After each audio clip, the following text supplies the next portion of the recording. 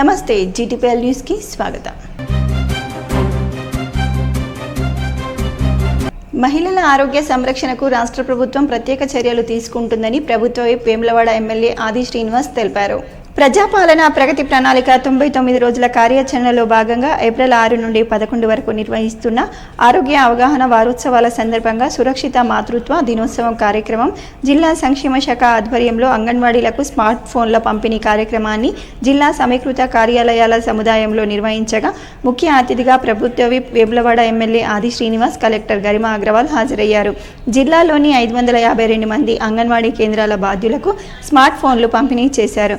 జిల్లా సంక్షేమ శాఖ, వైద్య ఆరోగ్య శాఖ పోస్టర్లను ఆవిష్కరించారు. ఈ సందర్భంగా ప్రభుత్వ విప్ వేములవాడ ఎమ్మెల్యే ఆది శ్రీనివాస్ మాట్లాడుతూ గర్భిణీలు, పాలిచ్చే తల్లులు, చిన్నపిల్లలకు మెరుగైన సేవలు అందుతున్నాయని పేర్కొన్నారు. ప్రసవానంతరం తల్లులకు కూడా 6 నెలల పాటు పోషకాహారం అందిస్తున్నామని తెలిపారు.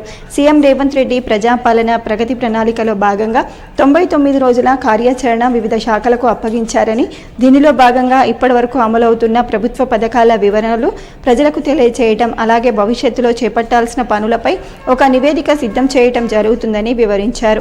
దేశంలో ఎక్కడా లేని విధంగా అభివృద్ధి సంక్షేమ పథకాలు రాష్ట్రంలో విజయవంతంగా అమలు చేస్తున్నామని తెలిపారు.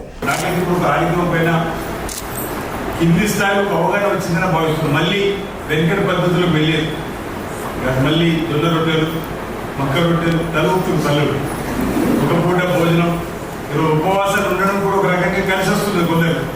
మళ్ళీ ఈరోజు రసాయన ఎరువులతో పండించే పంటలు కాకుండా వీలైతే ఇంటి ముందు గుంట 2 గుంట బండ్ల కూరగాయలు చేసుకొని తినాలని చెప్పినటువంటి ఒక లక్ష్యం. ఈ విధంగా దాంతోపాటు ఎవరైనా ఆరోగ్యం బాగాలేక హాస్పిటల్కి వెళ్తే కడుపు నొప్పడం, జ్వరం, డాక్టర్లు చెప్తా ఉన్నారు మీరు తినడంలో మార్పులు చేసుకోండి అని, మటన్ ఏదైతే వీలైతే తక్కువ తీసుకోవాలని చెప్పి ఈ విధంగా అంటే ఓవైపు ఆరోగ్య పరిరక్షణ కోసం చేసేటువంటి డాక్టర్లు చెప్పడం కానీ మనం కూడా దైనందిన జీవితంలో చూస్తున్న సందర్భంలో తెలుస్తున్న సందర్భం. ఇలాంటి పరిస్థితుల్లో ఈ 19 డేస్ ఈ వర్క్షాప్ ద్వారా ఏదైతే వైద్య ఆరోగ్య శాఖ ద్వారా తీసుకున్నటువంటి సూచనలు, సలహాలు ఈరోజు చట్టపరంగా కూడా భ్రూణ హత్యలు ఇప్పుడు ఈరోజు అసలు ఆడనా మగనా తెలుసుకోవాల్సిన అవసరం లేకుండా కడుపులో బిడ్డ క్షేమం ముందు తెలుసుకోవడానికే స్కానింగ్ తప్ప అందులో మొదన ఆడన తెలుసుకునేటువంటి హక్కు మీకు లేదు. చెప్పే హక్కు వాళ్ళు ఒకరు చెప్పిన వరకు చట్టం చర్యలు తీసుకుంటాం చెప్పి ఒక చట్టం కూడా చెప్తుంది. అది నిజాలు ఏంటంటే 3 ఏళ్ళు చేయాలని చెప్పినట్టుంది అంతేనా. అలాంటి పరిస్థితుల్లో ఉంటే మనకు మహాలక్ష్మి ఈరోజు ఆడపిల్ల పుట్టిందని నీకెదురు మహాలక్ష్మి వచ్చిందంటాం. అంటే ఆడ తల్లిని ఆడపిల్ల ఆ విధంగా మనం చూస్తున్నాం. కానీ చెప్పడం వరకు అయిపోయింది, కొన్ని చేతుల్లో జరుగుతుంది అనేటువంటి దాన్ని దృష్టిలో ప్రభుత్వం ఈరోజు కట్టే చర్యలు తీసుకోవాలని చెప్పినట్టు ఒక నిర్ణయం తీసుకుని రావాలి. బహుశా లేకుండా డిఎంఎడ్హెచ్ ద్వారా హాస్పిటల్ సంబంధించిన కౌన్సిలింగ్ జరిగినప్పుడు కూడా అనేక సందర్భాలు ఇలాంటివి చెప్పుకుంటారు. కానీ అక్కడ కూడా 1-2 జరుగుతుంటే వారిపైన కూడా చర్యలు జరుగుతూ ఉంది. అలా కాకుండా మనం సేఫ్ చైల్డ్కి సంబంధించి కానీ, సేఫ్ గర్ల్కి సంబంధించి కానీ, సేఫ్ మదర్ అనేటువంటి దానిలో ఏదైతే మనం నిర్ణయాలు తీసుకుంటామో దాన్ని పూర్తిగా తప్పకుండా మన రాజధాని సిరిసిల్ల జిల్లాలో పాటించేటువంటి కార్యక్రమం తీసుకొని ఇప్పుడు గ్రామాలలో గర్భిణీ స్త్రీలు ఎవరెవరు ఉన్నారని చెప్పనేది లెక్క తేలినప్పుడు వారికి పోషకాహారాన్ని అందించేటువంటి కార్యక్రమాలు అంగన్వాడీల ద్వారా ఏ విధమైనటువంటి మనం డైట్ ఇస్తున్నాం అనేది, ఏ విధంగా వారికి పోషకాలతో కూడినటువంటి ఆహారాన్ని అందిస్తున్నాం అంటే తల్లికి గర్భంలో ఉన్నటువంటి బిడ్డకు కూడా పోషకాలు అందాలి, పోషకాహారం అందాలి, తల్లి బిడ్డ క్షేమం ఉండాలని చెప్పినటువంటి అంగన్వాడీ సెంటర్ల ద్వారా మనం చక్కటి కార్యక్రమాలు తీసుకుంటున్నాం. వాటన్నింటి కూడా అమలయ్యే విధంగా భవిష్యత్తులో కూడా ఈరోజు స్కూళ్ళలో అంటే ఒకవైపు విద్యకు, వైద్యానికి అధిక ప్రాధాన్యత ఇస్తున్నారు గౌరవ ముఖ్యమంత్రి రేవంత్ రెడ్డి గారు. వైద్యానికి సంబంధించి ఈరోజు రాబో రోజుల్లో కూడా ఇంకా మేలు కార్యక్రమాలు నేను అనుకుంటే ఇంకొక 1 ఇయర్ లోపల ఇక్కడ వేములవాడ 100 బెడ్ హాస్పిటల్ నుంచి సిరిసిల్ల ఉన్నటువంటి హాస్పిటల్ నుంచి మొదలుకుంటే నిమ్స్ వరకు కొత్తగా పిమ్స్ 3 హాస్పిటల్ నయా ఉస్మానియా వస్తుంది.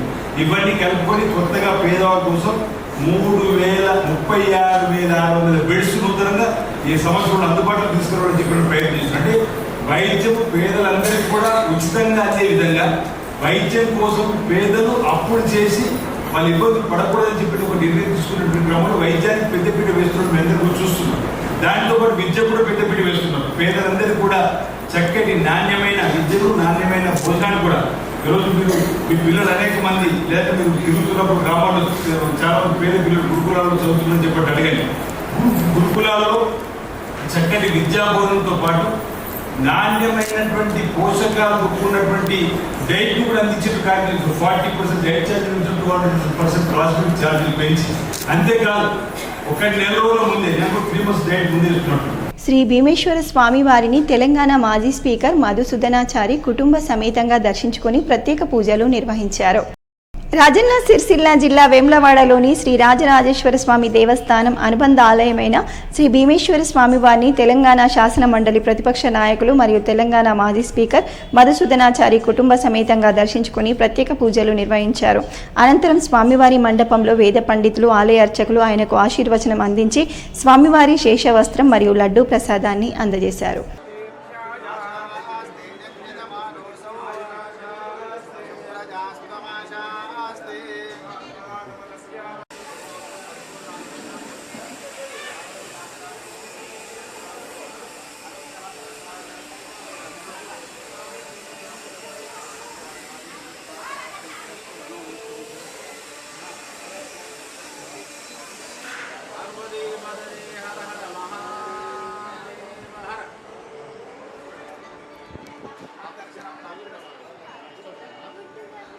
సిరిసిల్ల పట్టణ పరిధిలోని పాత బస్టాండ్ వద్ద మార్కండేయ ఫార్మసీ ఆధ్వర్యంలో ఏర్పాటు చేసిన చలివేంద్రాన్ని డీఎస్పీ నాగేంద్రాచారి ప్రారంభించారు. వేసవి కాలంలో ప్రయాణికులు, స్థానిక ప్రజలకు త్రాగునీటి సౌకర్యం కల్పించాలనే ఉద్దేశంతో ఈ చలివేంద్రాన్ని ఏర్పాటు చేయడం అభినందనీయమని డీఎస్పీ పేర్కొన్నారు. ఈ సందర్భంగా డీఎస్పీ నాగేంద్రాచారి మాట్లాడుతూ ఇటువంటి సేవా కార్యక్రమాలు సమాజానికి ఎంతో ఉపయోగకరమని, మరిన్ని సంస్థలు ముందుకు వచ్చి ప్రజలకు సహాయం చేయాలని సూచించారు. వేసవి తీవ్రతను దృష్టిలో ఉంచుకొని ప్రతి ఒక్కరూ తగిన జాగ్రత్తలు తీసుకోవాలని సూచించారు. ఈ కార్యక్రమంలో పట్టణ ఇన్స్పెక్టర్ శ్రీనివాస్, ఫార్మసీ సభ్యులు మరియు స్థానిక ప్రజలు పాల్గొన్నారు. సిరిసిల్ల నేతల విగ్రహాల దగ్గర ఈ బస్టాండ్కి వచ్చే వాళ్ళకి, తర్వాత ఉపాధ్యాయుల కోసము ఈ ఎండను దృష్టిలో పెట్టుకొని, ఎండాకాలం దృష్టిలో పెట్టుకొని ఏర్పాటు చేసినటువంటి మార్కండేయ ఫార్మసీ, తర్వాత మా సిబ్బందికి, తర్వాత దీన్ని ముందుకు వచ్చినటువంటి ఆటో డ్రైవర్సు వాళ్ళందరికీ కూడా అభినందనలు. ఎందుకంటే అవసరానికి ఎవరికి ఏం కావాలో అది ఇస్తే బాగుంటుంది. ఎండాకాలంలో నీళ్ళు దొరికాయి కాబట్టి ఒక స్వచ్ఛమైనటువంటి నీళ్ళు ఇవ్వడం ప్రయత్నం జరుగుతుంది. దీన్ని అందరూ ఉపయోగించుకోవాలని. కేసీఆర్ కప్ క్రికెట్ టోర్నమెంట్ నిర్వహణలో భాగంగా ఈరోజు బీఆర్ఎస్ పార్టీ సిరిసిల్ల శాఖ అధ్యక్షుడు జిందం చక్రపాణి టోర్నమెంట్ నిర్వహణ కొరకు చేపట్టిన పనులను పర్యవేక్షించారు.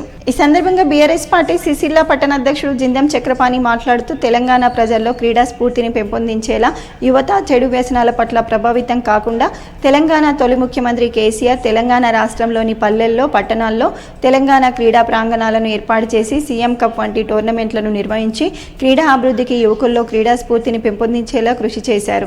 నేడు అనేక చోట్ల ఈ క్రీడా ప్రాంగణాల ఆదరణకు దూరమై వాటి స్వరూపాలను కోల్పోయాయని, ఏ ప్రభుత్వం అధికారంలో ఉన్నా ప్రజల సంక్షేమం కోసం నిర్వహించాల్సిన పథకాలను కొనసాగించాల్సిన అవసరం ఎంతైనా ఉందని, నేటి కాంగ్రెస్ ప్రభుత్వం ఈ క్రీడా ప్రాంగణాలను బాగుపరిచి ప్రజలు వినియోగంలోకి తీసుకురావాల్సిందిగా కోరుతున్నామని అన్నారు.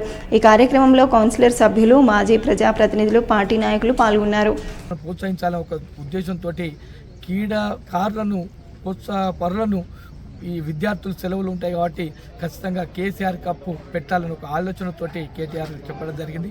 ఇందులో భాగంగానే సిరిసిల్ల పట్టణంలోని దాదాపు 20 టీములు ఎంపిక చేసి ఖచ్చితంగా 20 టీములు 12 మండలాలు 2 మున్సిపాలిటీలతోటి ఈ క్రీడా జిల్లా ఆధ్వర్యంలో ఎంపిక చేసుకొని ఖచ్చితంగా 10 తారీఖు నాటి నుంచి ఈ కాలేజీ గ్రౌండ్లో మా క్రీడలను ప్రోత్సహించి 2 వాటికి ఒకటి టీం ఏర్పాటు చేసుకొని ఇక్కడ క్రీడలు జరుపుకోవడం జరుగుతుంది. దీనికి పెద్దలు కేటీఆర్ గారు ఫైనల్ కప్కు ఖచ్చితంగా పెద్దలు కేటీఆర్ గారు రావడం, మన జిల్లా వ్యాప్తంగా పెద్ద ఎత్తున ప్రజలందరూ క్రీడలు ప్రోత్సహించే విధానంగా అందరూ దాదాపు 2500 మందిని ఈ కార్యక్రమాల్లో పాల్పంచుకొని ఖచ్చితంగా పెద్ద ఎత్తున యువత ముందుకు రావాలి, క్రీడలు మన పక్కదారిని పట్టద్దని చెప్పి ఆలోచనతోటి ఈ ఆలోచన చేసిన పెద్దలు కేసీఆర్ గారికి, ఈ సూచనలు మాకు చెప్పి దీనిలో ముందుండాలని చెప్పిన కేటీఆర్ గారికి మా సిరిసిల్ల పట్టణ ప్రజల పక్షాన, క్రీడల పక్షాన, ప్రతి గ్రామాన, పల్లెల అందరి పక్షాన పెద్దలు కేటీఆర్ గారికి మా పక్షాన ధన్యవాదాలు తెలుపుకుంటూ, ఇంత చక్కటి సూచన, ఇంత మంచి దాన్ని మనం అందరం పాలు పంచుకొని దీన్ని విజయవంతం చేయవలసిందిగా సిరిసిల్ల పట్టణ మన కౌన్సిలర్లకు క్రీడాకారులకు ఖచ్చితంగా విజయవంతంలో పాల్పంచుకొని మనమంటూ యువతను ముందుకు తీసుకుపోవాలని చెప్పి భాగస్వాములు కావాలని చెప్పి టీఆర్ఎస్ పార్టీ కౌన్సిలర్లను ప్రజాప్రతినిధులను మరియు మా పార్టీ నాయకత్వాన్ని ఈ సందర్భంగా కోరుకుంటూ ఖచ్చితంగా ఈ క్రీడల్లో ప్రతి ఒక్కరు పాల్పంచుకొని నేను సైతం అంటూ ముందుకు రావాలని చెప్పి సిరిసిల్ల పట్టణ ప్రజలందరినీ ఈ సందర్భంగా కోరుకుంటున్నాను. 10వ తారీఖు రోజు సిరిసిల్ల జిల్లా level KCR cup tournament BRS party ఆధ్వర్యంలో నిర్వహిస్తున్నాము. అందులో భాగంగా సిరిసిల్ల పట్టణంలో 2 వార్డులకు ఒక టీం ఏర్పాటు చేసి ఈ కాలేజ్ గ్రౌండ్లో పట్టణ శాఖ ఆధ్వర్యంలో బీఆర్ఎస్ పార్టీ పట్టణ శాఖ ఆధ్వర్యంలో నిర్వహించబడుతుంది. దీనికి గాను 2 వార్డులకు ఒక జట్టు ఏర్పాటు చేసుకొని మొత్తం 20 జట్లు 10వ తారీఖు నుంచి క్రికెట్ మ్యాచ్లు ప్రారంభమవుతున్న సందర్భంగా ఈరోజు మా అధ్యక్షుడు చక్రపాణి గారి ఆధ్వర్యంలో కాలేజ్ గ్రౌండ్ పర్యవేక్షణ చేసి ప్లేయర్స్కు ఇబ్బంది లేకుండా మంచి గ్రౌండ్ ఏర్పాటు చేసుకోవడానికి మేమందరం కూడా ఈరోజు పర్యవేక్షించడం జరిగింది. అందరూ కూడా క్రీడాకారులందరూ కూడా ఇట్టి క్రికెట్ టోర్నమెంట్లో పాల్గొని కేసీఆర్ కప్ను సిరిసిల్ల పట్టణానికి అందించాలని చెప్పి కోరుకుంటున్నాను. పద్మానగర్ 25వ వార్డులో ప్రజాప్రభుత్వ పాలన ఆధ్వర్యంలో మొదలుపెట్టిన ఇందిరమ్మ ఇల్లు పథకంలో లబ్ధి పొందిన గాజుల లహరి రామకృష్ణ దంపతుల ఇందిరమ్మ ఇల్లు గృహప్రవేశానికి ముఖ్య అతిథిగా గ్రంథాలయ చైర్మన్ నాగుల సత్యనారాయణ హాజరయ్యారు. 25వ వార్డు ఇన్ఛార్జ్ మాజీ కౌన్సిలర్ రవికుమార్, పట్టణ కాంగ్రెస్ అధ్యక్షుడు ప్రకాష్, కాంగ్రెస్ సీనియర్ నాయకులు ప్రభాకర్, 26వ వార్డు అధ్యక్షుడు కనకరాజు తదితరులు పాల్గొని దంపతులకు దుస్తులు పెట్టారు. లబ్ధిదారులు తెలంగాణ ప్రజా పాలనా ప్రభుత్వం ఇందిరమ్మ ఇల్లు ఇచ్చినందుకు చాలా సంతోషం వ్యక్తం చేశారు. పట్టణ అధ్యక్షుడు, గ్రంథాలయ చైర్మన్, వార్డు ఇన్ఛార్జీలు మాట్లాడుతూ అర్హులైన ప్రతి ఒక్కరికి ఇందిరమ్మ ఇల్లు ఇవ్వాలనే లక్ష్యంతో ప్రభుత్వం ఉన్నదని, ఇంకా రాని వారు ఉంటే త్వరలో మళ్లీ అప్లికేషన్ పెట్టుకోవడానికి ప్రజాపాలన ప్రభుత్వం అవకాశం కల్పిస్తుందని అన్నారు. రాజన్న సిరిసిల్ల జిల్లా వేములవాడలోని ప్రభుత్వ ఆసుపత్రిలో 5 రోజుల శిశువు మృతి కలకలం సృష్టించింది. కోనరావుపేట మండలం పల్లిముక్త గ్రామానికి చెందిన అనుష పురిటి నొప్పులతో శనివారం ఆసుపత్రిలో చేరగా పండంటి బాబుకు జన్మనిచ్చింది. 5 రోజుల బాబు ఈ రోజు ప్రాణాలు కోల్పోయాడు. పుట్టిన తర్వాత డాక్టర్లు సరిగా పట్టించుకోకపోవటం వల్లే పసిబాలుడు ప్రాణాలు కోల్పోయాడని కుటుంబ సభ్యులు ఆరోపిస్తూ ఆందోళన వ్యక్తం చేశారు. డెలివరీ అయిన తర్వాత వెళ్లిన డాక్టర్ సోమవారం వచ్చి చూశాడని, ఆ తర్వాత పట్టించుకోలేదని ఆరోపించారు. వైద్యుల నిర్లక్ష్యం, సిబ్బంది సరిగా పట్టించుకోకపోవటం వల్లే శిశువు మృతి చెందాడని, బాధ్యులపై చర్యలు తీసుకోవాలని డిమాండ్ చేశారు. వైద్యులు మాత్రం తమ నిర్లక్ష్యం లేదని, పుట్టినప్పటి నుండే బాబు హెల్దీగా లేడని, అనారోగ్యంతోనే ప్రాణాలు కోల్పోయాడని వైద్యులు తెలియజేస్తున్నారు. డెలివరీ అయిపోయిన తర్వాత బాబు పుట్టినని చెప్పారు. చెప్పిన తర్వాత మళ్ళీ ఆ సండే రోజు లీవ్ పడతారు. సండే నాడు రాలేదు, ఏ డాక్టర్ రాలేదు. మండే రోజు చూసి ఏదైనా సీరియస్ ఉంటుంది, ఇన్సిడెంట్ ఏదైనా సీరియస్ ఉంటే ఒక రోజు మధ్యలో ఆగగలుగుతాడు బాబు. దానికి ఏదైనా కంపల్సరీగా మీరు శాఖపరంగా కంపల్సరీగా మాకు రెస్పాన్స్ దానికి ఇచ్చి మమ్మల్ని మాట్లాడేదని చెప్పాలి. మళ్ళీ ఒకటి, ఇక్కడ ఇప్పుడు పొద్దున ఆల్రెడీ రౌండ్స్కి వచ్చిన డాక్టరు 4 గంటకి ఆల్రెడీ బాబు చనిపోయినప్పటికే డెడ్ అయిపోయిన తర్వాత అప్పటి నుంచి ఇప్పటి వరకు ఏ డాక్టర్ కూడా వచ్చి మాత్రం మాట్లాడింది లేదు. ఇంతవరకు మాకు రెస్పాన్స్ ఇచ్చి మనకి ఇది అని చెప్పి పోలీస్ శాఖ వారు వచ్చారు, ప్రెస్ వాళ్ళు మీరు వచ్చేదాకా కూడా కంపల్సరీ ఇప్పుడు ఇంతవరకు ఒకళ్ళు కూడా మాకు వచ్చి ఏ సమాధానం చెప్పలేదు. సూపరింటెండెంట్ సార్ వస్తారట, ఇంకా వస్తారా అని చెప్పి వెళ్ళిపోయారు. అందులో రౌండ్స్కి నిన్న కూడా 11 వచ్చినట్టు మళ్ళీ మార్నింగ్ బాబు ఎవరు రాలేదు. శాఖపరంగా కంపల్సరీ ఒకటి చెప్పాలి. మానవుడు నుంచి వచ్చినాం. శుక్లానాడు పొద్దున్న అయితే శనివారం ఆపరేషన్ చేస్తామని అంటే మేము శుక్లానాడు వచ్చినాం. జాయిన్ కావాలమ్మా పల్లి బతకి ఇచ్చినాం. మా బిడ్డ మా ఇంటికన్నా ఉంటుంది. ఆడికెళ్ళి మేము ఇటంటే మా అత్తమ్మ ఇట్లా ఇంటికి నచ్చేది. శుక్లానాడు జాయిన్ అయినాం. శనివారం నాడు పొద్దున్న ఆపరేషన్ చేసేది. 11:30 వరకే బాబు పుట్టినాక మేము ఇట్లా ఆపరేషన్ చేస్తాం. చూద్దాం ఇట్లా మరి బాబు ఎట్లా మరి ఆపరేషన్ చేయాలని అంటే ఆపరేషన్ చేస్తాను చూద్దాం మీ బాబు ఎట్లున్నాడు మరి మంచిగా ఉంటే చేస్తాం, లేకపోతే లేదంటే మంచిగా ఉన్నాడు బాబు అని అన్నారు. అన్నాక లోపల మరి ఆమె చూస్తే ఏమో పూర్తిగా చెప్తలేదు, చేయకుండా చెప్తలేదు. మరి చేయమంటారు అంటే నేను ఆడిపిద్దని అడిగినా, లతమ్మని అడిగినా మరి ఎలా చేయమంటామంటే మరి ఏమో అని అంతట్లో మా కొడుకు ఏం చేసి మా మాళ్ళని ఫోన్ చేసిండు. చేతకి బాబు పుట్టిండే బాబు అని అన్నాక మంచిగా ఉన్నాడు అంటే మంచిగా ఉన్నాడు మరి ఆపరేషన్ చేయమంటారు. చేయమని మంచిగా ఉంటే ఇంకేంద్రా చేయమని అని అన్నారు. అన్నాక అయితే ఆపరేషన్ చేసి తీసుకొచ్చినాక అక్కడ చెప్పారు సారే మళ్ళీ ఐసోలేషన్ మా బిడ్డను తీసుకొచ్చి ఐసోలేషన్ వాళ్ళు సార్ రాలేడుగా. ఒక బాబుని ఇచ్చినప్పుడు వాళ్ళకి మంచిగా ఆరోగ్యం ఉన్నాడని చెప్పిన ముచ్చట తప్ప మళ్ళీ చూడలేదు. ఆయన ఐసోలేషన్ రాలేడు, మళ్ళీ ఆదివారం రాలేదు. సోమవారం వచ్చిండు. సోమవారం వస్తే సారు మరి గొంతు చిన్నగా ఎడుతుంది పిల్లగాడు వాళ్ళు నలుగురు చూస్తే ఈ పిల్లగాడు ఒక్కడు చిన్నగా ఎడుతున్నారు పెద్ద ఎడతారు అని అంటే ఏం కాదమ్మా కొంతమంది గట్టిని ఎడతారు అన్నారు. అన్నాక సోమవారం మూసిపోయాడు. మళ్ళీ నిన్న 11 అయింది కావచ్చు, 11-12 మధ్యలో ఎంతలో వచ్చిండు పొద్దున వచ్చి చూస్తే నేను అన్న సారు మరి దమ్ము ఎక్కువ అయిపోతాడు బాబు, దమ్ము ఎక్కువ అయిపోతున్నట్టు సారు అన్నాడు. అమ్మ కొంచెం సాస్ ఎక్కువ తీసుకుంటారు పిల్లలు కదా అయిపోతారు గట్టిన అన్నాడు. అన్నాక ఇక సారు చూసిపోయాడు. ముఖ కింద మాత్రం మీరు అమ్మ కొంచెం పసికలు అయింది, ముఖ కింద ఏరంటే మేము మొన్నటూ చేస్తున్నాం ముఖ కింద అన్న పొద్దున వేసినాము, మళ్ళీ పొద్దుసుకుంటే వేసినాం సార్. వేసి బాబు దగ్గర ఉన్నాం, బాబు లోపల తీసుకెళ్ళినాం, ఏడ్చిండు, పాలు పెట్టి బుల్లర్ తీసుకుని కొట్టినాక కొంచెం బండి ఆడుకున్నాక మళ్ళీ ఏడ్చిండు. అటు 11 అయిపోయింది సార్, 11-12 అయింది. అయినాక మళ్ళీ ఏడితే మళ్ళీ పాలు ఇచ్చింది, మళ్ళీ వేసుకొని కొట్టినాక పిల్లగాని వండ పెట్టి మేము పడుకున్నాం అంతే సార్. ప్లేస్ కట్టే బాబు పాలు పట్టించి పడుకోబెట్టి రేట్ మళ్ళీ మబ్బులో చనిపోయినాక వచ్చింది. అప్పటిదాకా కూడా ఆల్రెడీ మధ్యలో 11 నుంచి మళ్ళీ మబ్బులో 4 దాకా రానేలేదు. ఉదయం 11 చూసిన డాక్టర్ మళ్ళీ సాయంత్రం 4 మబ్బులో 4 దాకా రాలేదంటే ఇది గవర్నమెంట్ హాస్పిటల్ నమ్మించిన దానికి ఇంత న్యాయం ఉంటుంది అన్నట్టు హాస్పిటల్ కూడా. కరీంనగర్ పోలీస్ కమిషనరేట్ పరిధిలో అక్రమ ఇసుక రవాణా, నిల్వ, విక్రయాలపై కఠిన చర్యలు కొనసాగుతున్నాయని పోలీసు అధికారులు తెలిపారు. మార్చి నెలలో ప్రత్యేక డ్రైవ్ నిర్వహించి 120 కేసులు నమోదు చేసి 139 వాహనాలను స్వాధీనం చేసుకుని 161 మంది నిందితులపై చర్యలు తీసుకున్నట్లు సిపి గౌసాలం తెలిపారు. అక్రమ ఇసుక రవాణా కారణంగా ప్రభుత్వ ఆదాయానికి నష్టం కలగటమే కాకుండా రోడ్డు భద్రత, పర్యావరణ సమతుల్యత, ప్రజాశాంతి భద్రతలపై ప్రతికూల ప్రభావం పడుతున్న నేపథ్యంలో కరీంనగర్ పోలీస్ కమిషనరేట్ కఠినంగా వ్యవహరిస్తుందని అన్నారు. సింగరేణిలో మెడికల్ బోర్డును రద్దు చేసే కుట్ర జరుగుతుందని మాజీ మంత్రి బీఆర్ఎస్ నేత కొప్పుల ఈశ్వర్ ఆరోపించారు. గోదావరికని ప్రెస్ క్లబ్లో ఆయన మీడియాతో మాట్లాడుతూ బీఆర్ఎస్ ప్రభుత్వ హయాంలో నెలకు 3 మెడికల్ బోర్డులను నిర్వహించడం జరుగుతుందని తెలిపారు. గడిచిన 2.5 సంవత్సరాలలో కాంగ్రెస్ ప్రభుత్వం పేరుకు మాత్రమే 2 మెడికల్ బోర్డులు నిర్వహించిందని విమర్శించారు. గత ప్రభుత్వంలో మెడికల్ బోర్డులో అవకతవకలు జరిగాయని, దానిపై విజిలెన్స్ అధికారులచే విచారణ చేపడతామని అన్నారు. ఎన్నికల సమయంలో వాళ్ళు వాగ్దానాలు చేసినటువంటిది ఈ మెడికల్ బోర్డు మేము నెలకు 3 సార్లు నిర్వహిస్తాం, ఇదే విధానాన్ని కొనసాగిస్తామని చెప్పినటువంటి మాటను కూడా తుంగలో దొక్కి ఇలా మెడికల్ బోర్డునే రద్దు చేసేటువంటి ప్రయత్నం చేస్తున్నారు. ఇది దుర్మార్గం, దీన్ని మేము తీవ్రంగా ఖండిస్తూ ఉన్నాం. తెలంగాణ బొగ్గుగని కార్మిక సంఘం తరఫున కావచ్చు, బీఆర్ఎస్ పార్టీ తరఫున కావచ్చు, దీన్ని తీవ్రంగా ఖండిస్తున్నాం. ప్రభుత్వం ఈ నిర్ణయాన్ని ఒకవేళ తీసుకునేటువంటి ఆలోచన చేస్తే కార్మికులకు తీవ్రమైన ద్రోహం చేసినటువంటి నిర్ణయంగా మాత్రమే భావించవలసి వస్తుంది.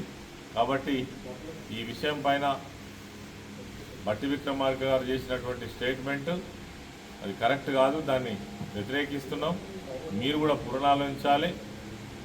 ఎవరైతే డిపెండెంట్ వాళ్ళ కింద వచ్చినటువంటి 13,000 పైచీలకు కార్మికులు ఉన్నారో వాళ్ళ మీద ఎంక్వైరీ చేపిస్తా అంటున్నారు. అందులో ఎంక్వైరీ చేసినా ఏం ఉండదు.